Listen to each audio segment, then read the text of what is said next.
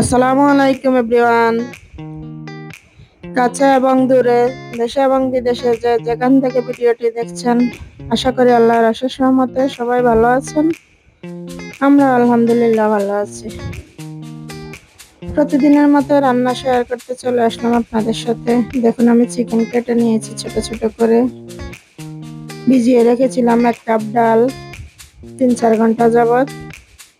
এর সাথে দিয়ে দিলাম পেঁয়াজ কুচি, 2 টেবিল চামচ আদা রসুন বাটা, হলুদের গুঁড়া, মরিচের গুঁড়া, গোলমরিচের গুঁড়া, গরম মশলা গুঁড়া, ধনিয়া গুঁড়া, দিয়ে দিলাম 1 চামচ লবণ। সব এখানে আমি 1 চামচ পরিমাণ নিয়েছি, যেহেতু আমার চিকেন 1 কাপ।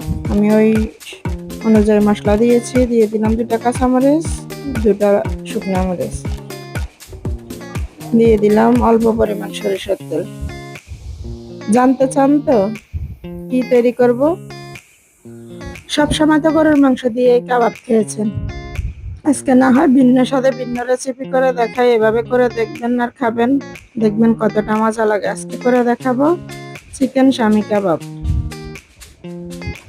শুনেই একটু ভিন্ন রকম লাগছে না? বাসা ট্রাই করে দেখবেন। আমি এটা সিদ্ধ করে নিয়েছি, দেখলেন। এখন পানি শুকিয়ে গেছে, বাটিতে তুলে নিব। তারপর আমি এটা শিল পাটায় বেটে নিব। দেখুন, শিল পাটা আমি বেটে নিয়েছি, এরকম হয়েছে। এখন আমি এর সাথে দিয়ে দিব 1 কাপ কাঁচামরিচ, 1 কাপ পেঁয়াজ কুচি।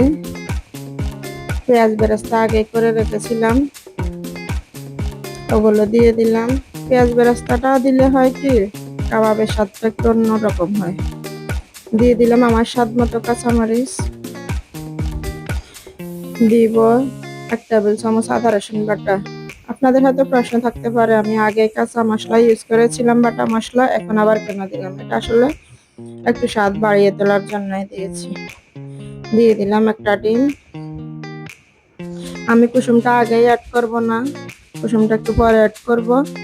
দিয়ে দিলাম 1 টুকরা লেবুর রস চিপে।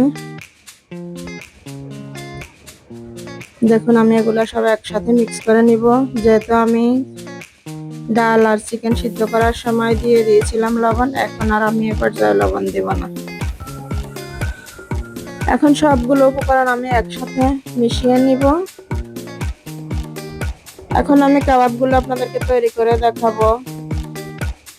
একে একে সব কাবাবগুলো বানিয়ে নিব।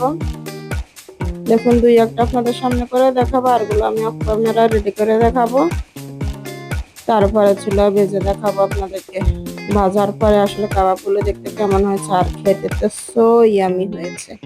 বাসা আপনারা অবশ্যই ট্রাই করবেন, আশা করি ভালো লাগবে।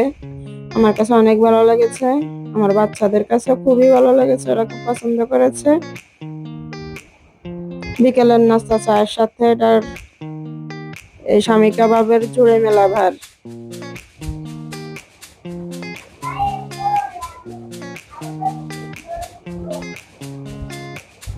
এখন আমি কাবাবগুলো ভেজে নিব।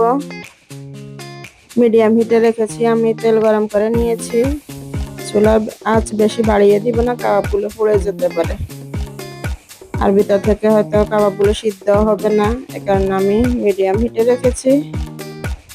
এখন কাবাবগুলো উল্টে পাল্টে আমি ভেজে তুলবো, তারপর সস দিয়ে পরিবেশন করব। দেখুন কি সুন্দর কালার এসেছে, বোঝাই যায় না এটা চিকেন শামি কাবাব। খেতেও খুব অসাধারণ হয়েছে। দেখুন, আমার কাবাবগুলো প্রায় ভাজা হয়ে এসেছে।